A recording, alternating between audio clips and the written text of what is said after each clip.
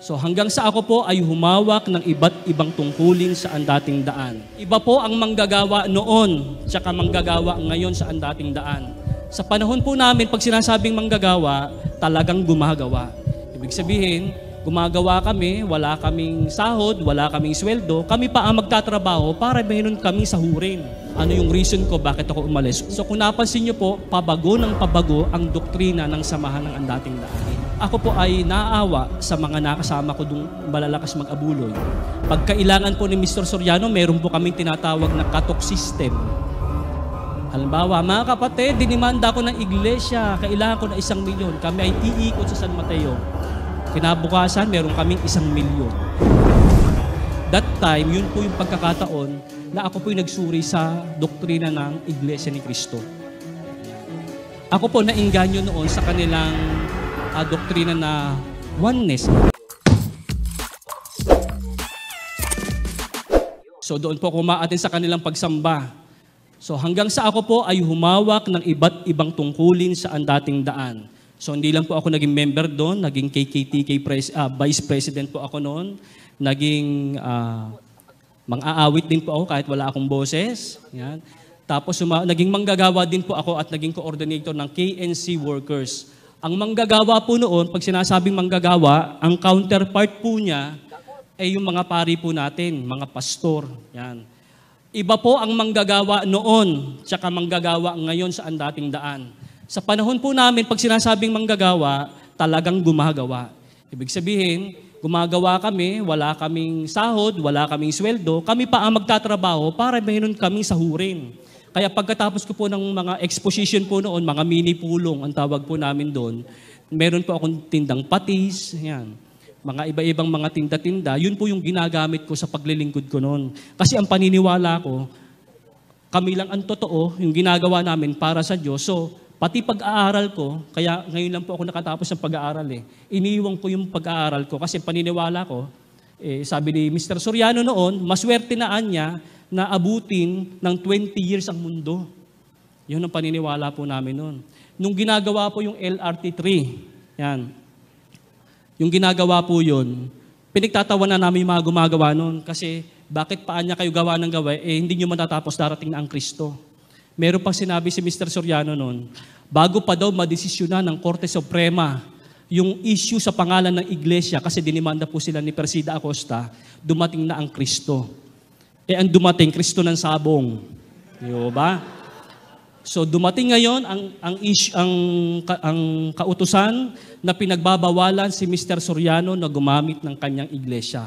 Ano yung reason ko bakit ako umalis? Una, ang paniniwala po namin noon sa andating daan, hindi kami yung iglesia ng Diyos. Di ba, Sis Josie, Ka-Angie? Hindi kami yung iglesia ng Diyos. Kami ay mga kaanib sa iglesia ng Diyos. Yun ang tindig namin sa mga debate noon. Pero ipinagtataka ko lang, bakit nagrehistro si Mr. Soriano ng iglesia ni Yahawaha at ni Yahawasaa Hamasayaha Incorporated? Nung inilabas po yung desisyon ng korte, no? Pinulong po kaming mga manggagawa, District 4 ng Rizal, sa San Mateo, Rizal po iyon. Sabi sa amin ng aming district minister, ang counterpart po nun ay obispo. Ang sabi po ng district minister, magtatanong ako, magmi-meeting tayo, lahat ng pwedeng itanong ng mga tao dahil sa nangyaring ito ay aaralin natin. Ano ang mga posibleng itanong ng mga tao? Isa po yan sa itinanong ko. Kung totoo na naninindigan tayo na tayo yung iglesia ng Diyos, bakit tayo yung mga kaanib sa iglesia ng Diyos at hindi tayo yung iglesia ng Diyos, bakit hindi natin inirehistro ang mga kaanib sa iglesia ni Yahawaha? Hanggang ngayon ay hindi po nila sinasagot yan sa telebisyon o sa YouTube. Baka meron po kayong nasa search, inform nyo po ako. Wala po silang sagot dyan. At hindi po nila ngayon sinasabi yung kanilang rehistro na yon dahil ayon po sa mga nag-aral ng Hebrew, mali daw po yung translation ni Yahawasaa Incorporated. Ang nag-translate po noon si Ruth Soriano. Yan. Isa po iyon sa mga naging issue ko. Ano pa ang naging issue ko sa andating daan? Noon, kaya po ako umalis sa Haligit Suhay at sumama sa kanya dahil ang paniniwala po namin noon, ang sugo ng Diyos walang iba kundi si Nicolas Perez. Yan. Ang tawag, mayroon po kaming katawagan sa loob. Ang tawag po doon matatandang kapatid. Yung mga Haligit Suhay na naging miyembro po nila, tinatawag pong mga matatandang kapatid. Isa po dyan yung hipag ni Mr. Soriano. Si Carl Lourdes Pernito. Kami po ang madalas mag-usap nun ni Kalulu. So, isa po iyan sa ipinagtataka namin, bakit lagi niyang inaatake si Mr. Perez sa pasalamatan. Sabi, itong mga ito, nagpasalamat po kami noon, itong mga maka-Perez yan. Gusto niyo, lamunin niyo si Nicolas Perez. So, ganon. So, hanggang sa dumating ang pagkakataon, inunti-unti niyang baguhin ang doktrina ng dating daan. Isa po sa mga binago, hindi na po naabutan to ni Ka Angie. Noon po sa Haligit Suhay, ang mga babae nila may belo. May belo. Pagka sila nananalangin. Nung umalis po si Mr. Soriano sa Suhay, nagtayo ng ang dating daan, yung mga kaanib sa Iglesia ng Diyos kay Kristo Jesus, early 1980s, meron pa po yun. Meron pa pong belo. Pero ilang buwan lang, tinanggal na. So kung napansin niyo po, pabago ng pabago ang doktrina ng samahan ng ang dating daan. Isa po iyan sa, ninote ko po kasi baka makalimutan ko po. Ayan. Yan. At ito'y binabanggit ko rin kanina. Mahigpit po si Mr. Soriano pagdating sa abuluyan sa amin. Totoo po yon na hindi siya humihingi ng abuluyan ng koleksyon sa mga hindi kapananampalataya. Bawal na bawal daw kumuha ng abuloy malibang araw ng linggo. Di ba Ka Angie, Ka Josie? Yan. Pero natatandaan ko po noon, nagpasalamat po kami sa Pampanga. 2 araw po yon, Sabado at Linggo. So ang ginawa po namin nagkaroon kami ng pagsamba araw ng Biyernes. So tinatanong ko, bakit tayo nagkaroon ng abuluyan ng araw ng Biyernes? Kung naninindigan tayo na unang araw lang ng Sanlinggo ang pagsamba. Sa dating daan po kasi, yung Sabado, paglubog ng araw, yun po ang itinuturing nila na linggo. Pero nagkaroon po kami ng pagsamba ng Biyernes doon sa Pampanga. Hanggang ngayon, hindi po iyan sinagot ni Mr. Soriano. So, ang ginawa ko po noon, dahil alam ng mga kasama ko, ang lalakas magbigay ng abuloy ng mga miyembro na ang dating daan. Kilala po nila si Kavictan. Si Kavictan, isa sa pinakamayamang miyembro ng ang dating daan. Na nung si Carl Lourdes Pernito ay naging iglesia at naging kasama ko po noon sa Central, sinabi niya po sa akin, ito palang si Kavictan ay pumipila na ng munggo sa pasalamatan. Yung munggo para po yun sa mga dadalo na walang pera. Pero si Kavictan, ubos sa idna yung kanyang kayamanan. Pumipila siya dun sa munggo. Ako po ay naaawa sa mga nakasama ko dung malalakas mag-abuloy. Pagkailangan po ni Mr. Soriano, meron po kaming tinatawag na cut-off system. Halimbawa, mga kapatid, dinimanda ko ng iglesia, kailangan ko na 1 milyon. Kami ay iikot sa San Mateo. Kinabukasan, meron kaming 1 milyon. Meron ganon. So, napakalakas nilang mag-abuloy. So, sabi ko, aalis ako sa dating daan. Aalisin ko yung mga nasama ko. Kung saan kayo gusto nyo pumunta, bahala kayo. Aalisin ko kayo dyan. That time, yun po yung pagkakataon na ako po yung nagsuri sa doktrina ng Iglesia ni Cristo. Ayan. Ako po nainganyo noon sa kanilang doktrina na oneness, kakaibang oneness. No?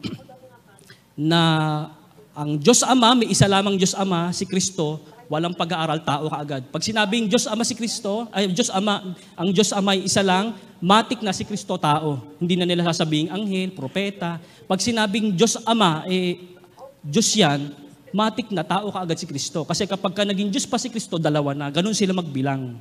Kaya delikado yung makaunawa ng kasulatan eh. Dahil sa Biblia, ako at ang Ama iisa, hindi nila naintindihan yun. Diba? Sabi ng Diyos, sa 5, upang ang dalawang laman ay maging isa. Hindi nila naiintindihan yun. Kasi kung magbibilang sila, ay yung pagbilang ng bilang talaga nila. So yung ibang pagbilang, hindi nila naiintindihan yun. Yeah. Ngayon, ako po ay nagsuri sa Iglesia ni Cristo. Ako po ay naging kaanib niyan sa Iglesia ni Cristo from 2005. Napanood po ng the late Eranio G. Manalo yung aking interview sa TV. Pinatawag po ako. Doon po nagpasimula na ako po ay kinupkop sa pabahay ng iglesia. Noon po napakaswerte ko noon. Para akong tumama sa loto. Bakit? Kami po noon wala kaming binabayaran kuryente, wala kaming binabayaran tubig. Meron po akong kasama noon sa bahay, pinaalis. Dahil hindi daw marunong magluto, inilagay yung marunong magluto, doon po ako kumakain. So, maliit po ang sweldo doon sa pinagtatrabahuhan ko. Pero hindi pa ako kinakapos kasi binibigyan ako ng mag-asawa. Si KRD, si Katene. Sabi ko nga po, kahit po ako maging Katoliko, hindi po ako magsasalita ng masama kay KRD Manalo at kay Katene Manalo. Kasi malaki po ang ginawa nila sa akin na kabutihan. Tinatanong ko pong kabutihan iyon. Pero iba, pag-uusap ay doktrina. Ibang usapan yan. Marunong akong tumanaw ng utang na loob, pero alam ko kung hanggang saan ang limitasyon ko. So, tumatanaw ako ng utang na loob kay KRD, sila po ang nagpalibing sa tatay ko nung panahong iglesia pa po ako. Pero pag pinag-usapan na ang aral, maghihiwalay muna tayo. Yan ang ano ko po noon. So, ako po ay nag-aral ng pagkaministro sa iglesia sa loob ng 3 to 4 years, kung hindi po ako nagkakamali. 10 days na lang, ako po ay magiging 4th year na. Meron po silang pre-college, then 5 taon, then okay ka na, manggagawa ka na sa kanila. Ako po ay 10 days na lang, ay 4th year na. Kaya lang nagkaroon ako ng tanong. Tinanong ni brother yun eh. Nagkaroon ako ng tanong sa mga ministro. Kasi may paniniwala po kami na ang simula daw po ng huling araw ay yung July 27, 1914. Yan daw po ang simula ng huling araw, di ba ka, Angie? Yan.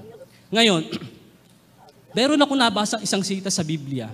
Ang nakalagay po doon, ang Diyos na nagsalita, Hebreo 1:1 hanggang 2. Ang Diyos na nagsalita ng unang panahon sa ating mga magulang, sa iba't ibang panahon at sa iba't ibang paraan, ay nagsalita sa atin sa mga huling araw na ito. Yan. Nagsalita sa atin sa mga huling araw na ito. So ang tanong, kailan ba talaga nagsimula ang mga huling araw? July 27, 1914 o nung panahon pa lang ni Apostol Pablo? Di po ba? So tinanong ko po yan sa aking tagapagturo hanggang sa namatay yung isa ko pong tagapagturo. Namatay na rin si KRD, pero hindi po nila sinagot yan sa pasugo. Meron silang sinasagot sa internet. Pero ako po, wag po kayong pakatitiwala na yun nga ang talagang vlog ng iglesia. Kayo naman na naging saksi, mismo sila nagkakatalo sila. Di ba? Magulang sa anak, di ba? Kaya wag may mga fake na ano po dyan, na mga account, mga vlog, wag po kayong. Pero maganda na rin siguro pag-aralan siguro yung mga sinasagot nila. Pero sa pasugo, wala po akong matandaan na sinagot po iyon, yung simula ng mga huling araw. So dyan po ako tinawag. Paano naman po ako tinawag bilang isang seminarista? Ako po ay seminarian ng Our Lady, Order of Augustinian Recollect. But ako po ay, nag-request po ako ng leave. Nagpapasalamat po ako sa mga nanalangin po sa akin. Ako po ay nakaraos na sa aking operasyon. Lalaki po. Joke lang po. Nagpapasalamat po ako kasi tinanggalan po ako ng, abdo. Ano po. Wala na po akong abdo, wala na rin po akong appendix. Puso na lang po talaga ang natitira sa akin. Yan po. So, yun po. So, paano po ako bumalik into Catholic? Dati pong nag-share po ako sa CFD Manila, may nagtanong, maliwanag yung iyong batayan. Paano ka naging Iglesia ni Cristo? Paano ka nagdating daan? Bakit ka umalis sa kanila? Ano yung batayan mo? Bakit ka umalis bumalik sa Katoliko? Ito na yung sagot ka, Anjing, iniintay nyo. Yan. Una, kung Biblia po ang pag-uusapan, wala pong sino man ang makatututol, kahit anong sekta pa yan, doon sa nakasulat sa Mateo 16:18. At sinasabi ko naman sa iyo na ikaw ay Pedro, at sa ibabaw ng batong ito ay itatayo ko ang aking iglesia, at ang mga pintuan ng Hades ay hindi magsisipanaig laban sa kanya. Kaya ang tanong dyan, Brad, sino ba ang founder mo? Meron tayong record sa SEC. That the founders of this association are 1, 2, 3 Felix Manalo. Ang dami nila dun eh. Di po ba? Mr. Soriano, mga kaanib, sabi nila, hindi daw, ang tinatag daw niya ay yung mga kaanib. Hindi daw yung mismong iglesia ng Diyos. Yun ang ano nila eh. Kasi sila lang daw ay nakisanib. Pati siya nakisanib din. Sino kayang tumanggap? Di ba? Sino kayang tumanggap? Ang alam kong sinaniban ni Mr. Soriano, yung haligit suhay. Yun yung sinaniban niya. Kaya merong tema noon, patutunayan daw niya ang tunay na iglesia, yung kanyang sinasamahan, kailangang mabautismuhan doon sa kanyang samahan. Tanong, ikaw ba, Mr. Soriano, nabautismuhan ka ba sa samahan mo? Pagka may naipakita kang dokumento na ikaw ay nabautismuhan sa dating daan, huhubarin ko itong abito. Magpakita ka ng batayan na meron siyang 6 na rehistro eh. Meron siyang 6 na rehistrong iglesia. Iglesia ng mga panganay. Ay, iglesia ng mga bunso. Meron siya noon. Iglesia ng Diyos Ama at sa Panginoong Hesukristo. Meron siyang, or iglesia ng mag-ama, may ganon. Magtsuhin ata, mag-amain ata yun, hindi ko alam. Basta may ganon pong mga rehistro eh. Ganon. Pero magpakita siya na kahit isa lang doon, nabautismuhan siya. Kasi ang maipakikita ko, nabautismuhan siya sa haligit suhay. Ang nagbautismo kay Mr. Soriano, yung nakaaway niya, yung founder ng iglesia, kabanal-banalang iglesia ng Diyos. Diba? Yun yung kanyang yun doon siya nabautismuhan. So, kaya atake siya na atake sa INC. Yung pala, sabi niya, si Felix Manalo, hindi naman anya na nabautismuhan. Siya din naman pala hindi nabautismuhan sa kanyang samahan. Diba? Si Sanji. Ayan. So, yan. Kaya pag kami magtatanong sa inyo, sino ba founder mo? Ngayon, hamunin niyo simbahang Katolika. Sino founder? Wala pang Biblia, may simbahan na. Di po ba? Bakit? Isa po yan sa batayan ko eh. Noon, ang dami kong pong sinabang relihiyon. Lahat yan sola scriptura. Pag wala daw sa Biblia, walang kaligtasan. Pero merong isang talata sa Biblia na hindi nila kayang tutulan. Yung paborito naming sitas, unang Timoteo 3:15. Ang sabi po doon, ngunit kung ako'y magluwat ng mahabang panahon, ay upang maalaman mo kung paano ang dapat sa mga tao na ugaliin nila sa bahay ng Diyos, na siyang iglesia ng Diyos na buhay at haligi at suhay ng katotohanan. Gusto mo ng katotohanan? Pumunta ka sa simbahan. Pumunta ka sa bahay ng Diyos. Yung iglesia ng Diyos ang haligi at suhay, haligi at saligan, o kung ano pa man yung pinag-aawayan nila dyan, the pillar and the ground of the truth, yung simbahan. Wala pang Biblia, may simbahan na. Kaya kung gusto mo ng katotohanan, kaya naalala ko yung sinabi ni Father Abe, yung Bere Agustinian po yun eh. Naalala ko yung verse, yung sinabi ni St. Augustine na lumabas ako para hanapin kita, pero hindi kita nakita. Kasi ikaw pala ay nasa loob ko. Yun yung sinabi ni St. Augustine. So, ako ganun ang ginawa ko. Kasi ang paniniwala ko, walang tunay na Diyos dito sa Katoliko kasi lumuluhod sa mga Diyos-Diyosan. Yan. Lumuluhod sa Pero tanggap namin lumuluhod kami sa tagapangamahalang pangkalahatan, pagkaordinasyon. Okay lang yon. Pinakita ko nga sa kanila yung yung picture. Ayaw nilang maniwala. Meron po kasing mga iglesia talaga na ayaw nilang maniwala na meron talagang monumento sa loob ng sentral. Ayaw nilang maniwala. Kung hindi ko pa sinend kay Sis Angie yung picture, hindi siya maniniwala eh. Sabi ng mga iglesia, hindi naman namin sinasamba, hindi natin pinag-uusapan yan kasi kung maka-atake kayo sa Katoliko, marami kayong Diyos-Diyosan. Meron kayo niyan. Kayo ba wala? O meron din kayo niyan. Kung yun nga yung talagang sinasabi nyo sa amin. Meron din kayo niyan, kung yun nga yung pinupukol nyo sa amin. Kayo ba, wala? Meron pa nga mga ganyan miniature eh. Diba? Meron po nun eh. May isang kumuha po nun si Sis Crispy. Yan. Meron nun. So yan po yung naging batayan ko. So, may mga bagay, sabi nga po sa 2 Thessalonica 2:15, kung hindi po nagkakamali, ang pagtuturo ng mga alagad ng Diyos, ng mga pare, ay hindi lamang sa nasusulat, kundi sa pananalita. Kasi po, hindi naman lahat pwedeng letrahan. Wala kang mababasa sa Biblia na maligo ka araw-araw. Hindi ba? Pero pagka ginanap mo ba yun, nagkakasala ka? Hindi. Hindi naman na kailangan kasing sabihin yun eh. Merong pagtuturo, yan ang kakaibahan po natin sa ibang sekta. Hindi po sila relihiyon, sekta, denominasyon. Kahit anong ipilit pa ng ibang relihiyon, ibang sekta na sila daw ay relihiyon na dahil malaki na daw sila, kaya na daw nilang mag-walk ng ilang ay hindi ho yan. Sekta pa rin po yan ng isang ng Kristyanismo pero po.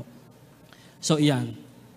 So ang pagtuturo, hindi lamang sa pamamagitan ng sulat, kundi sa maging pananalita. Kaya meron tayong sinabi po kanina, di po ba? May oral tradition, meron din po tayong written tradition. Yan po. At siguro lastly po, baka meron po kasing gusto yan.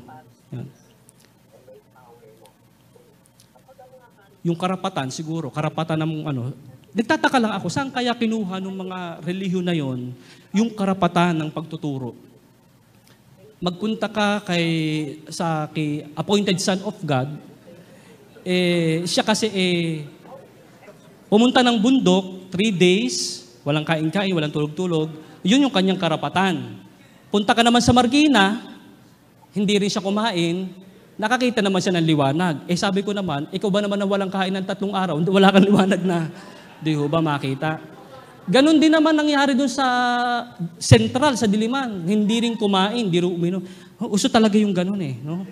Walang kain-kain. Meron pa ho bang hindi kumakain?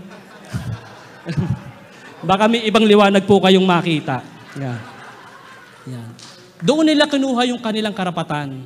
Pero yung karapatan natin, maliwanag po yung itinuro sa atin ni Father Abe, galing sa Diyos, mula sa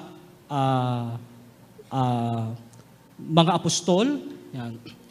Walang hanggang pagkasaserdote ni Melkisedek. So yan po ang karapatan natin. Walang sino man ang pwedeng kumuha ng karapatan na yan. Ngayon, in line with the vocation. Siguro po, isa sa pinagpapasalamat ko, paano nga ba ako naging So, share lang po ito siguro mga 1 minute and 1 hour. Okay, joke lang. Paano po ako nakonbinse? So meron po ako mga scriptural, lately ko na lang po kasi na yung scriptural basis ko Pero paano po yung sabihin kong kakaiba o kakatuwang nangyari nung ako po ay ma-convert into Catholic? Bakit po ako ngayon naghahangad na maging isang pari? That time po, ako po ay member ng debating team ng iglesia. Kami pong dalawa ni Sis Crispy Perez, ang trabaho po namin doon, by the power na ibinigay sa amin ni Rizalito Ocampo, na kayo ay maging katulong ng debating team, gagawa kayo ng tanong.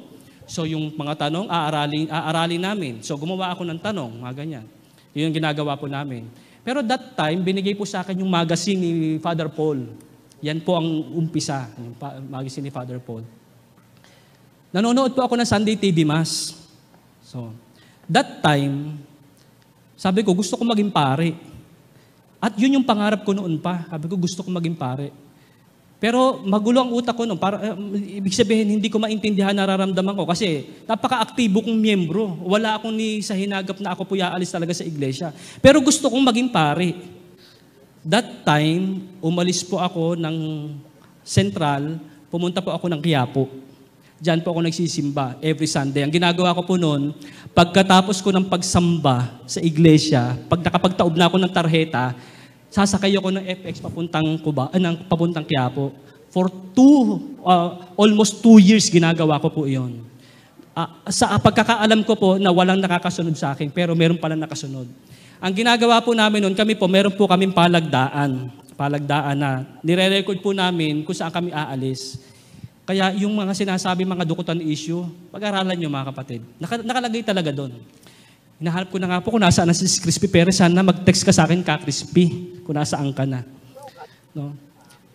So, ang nilalagay ko lang po doon, basta bibilin lang ako, hindi ko sinasabing pupunta ako ng Quiapo. Yan. Minsan, may isang janitress, nakita po niya yung table ko, may rosary. Kaya malaki po ang role ng rosary sa buhay ko Yan, malaki ang role ng rosary ni Mama Mary sa akin sa pag-convert ko into Catholic. May nakitang sa aking drawer nagtrabaho po kasi ako sa College of Nursing for 8 years. So nakita po nila, bakit kami rosary dito? Sabi ko, yan ang halimbawa ng panalangin paulit-ulit. Yan. Be safe ako. Diba? Yan.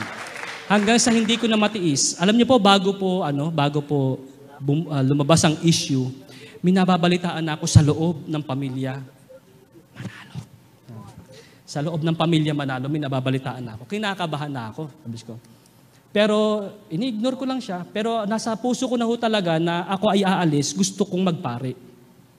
So November 2011, yun po ang simula ng aking conversion story. So nung ako po ay gusto ko na talaga magpare, sabi ko, nanay, labas na tayo. Siguro mga January 2013. Yan. Labas na tayo, nanay. Yung nanay ko, alam na rin niya na gusto ko magpare. So, ang ginawa ko po noon, hindi ako umuwi sa amin. Kasi tsak, masusunda ko saan ako nakatira. Inisa-isa ko yung gamit ko. Yan. Tapos, ako po ay umuupa noon. Kumuha ko ng paupahan. So, habang hinihintay ko yung May, kasi May po ang pasukan sa... Nag-apply po ako sa Our Lady of the Angel Seminary. Franciscan din po ako, sister. May dugong Franciscano po ako. Yan po. Ngayon po ay... So, nung... Nag-decide po ako na umupa sa labas, pero ayaw pa ho nila akong payagang mag-resign kasi that time marami po talaga akong trabaho na yung mga exams ng mga bata, so mga passwords ng mga iba't ibang ano po sa College of Nursing, ako po may hawak. So, hintay po ako hanggang May. Pagdating ng May, whether they like it or not, aalis talaga ako. Nung nakapasa ako sa Our Lady of the Angel Seminary, sabi ko, ito siguro yung inaano ng Diyos sa akin, sabi ko. So that's the time na iniwan ko na yung pananampalatayang iyan. Then yung kumpil, may nagtanong kanina, tsaka po ako nagpakumpil. Kasi ako pala nakumpilan sa hindi ko alam, aglipay. Pati pala aglipay ay napuntahan ko. Yan. Kaya after po noon, hinahanap ko yung record ko, bakit wala akong kumpil. Yung pala, aglipay pala ang nagkumpil sa akin. So kumpil po ako dyan sa St. Michael, the Archangel sa Malacanang. Diyan po ka. So ayan po mga Keyers, sanay kapupulatan po natin ito ng aral. At kung nagustuhan niyo po ito, please like and share, ibahagi po natin sa mga kakilala po natin. And please don't forget to follow and subscribe po ng ating YouTube channel, Mr. Curious Catholic. Muli po, this is Mr. Curious Catholic, kasama po ninyo sa pagtatanggol ng ating simbahan. Pro Deo et Ecclesia. Sa Diyos po ang lahat ng kapurian. Hello mga kapatid, follow and subscribe. Mr. Curious Catholic, marami tayong matutunan, mapupuno po yung ating isipan sa mga katotohanan. Dahil ang katotohanan na magbigay sa atin ng tunay na kalayaan. God bless. Hello mga kapatid, inanyayahan namin kayo, huwag niyong kalimutan mag-subscribe sa kay Bro Dance Oberio, Mr. Curious Catholic. Marami kayong matutunan sa pamamagitan ng pagsubaybay niyan sa pagsagot sa pananampalataya na inaatake ng ating mga kapatid sa iba. Yung pananampalataya, and they are not only attacking the teachings of the Catholic Church, but proselytizing the good numbers of the Catholic. At sa pamamagitan sa pagsunod ninyo itong Mr. Curious Catholic, Facebook page and YouTube channel, dami ninyong matutunan. Isabuhay natin ang ating matutunan. Pro Deo et Ecclesia. I am Catholic, I am alive, I am the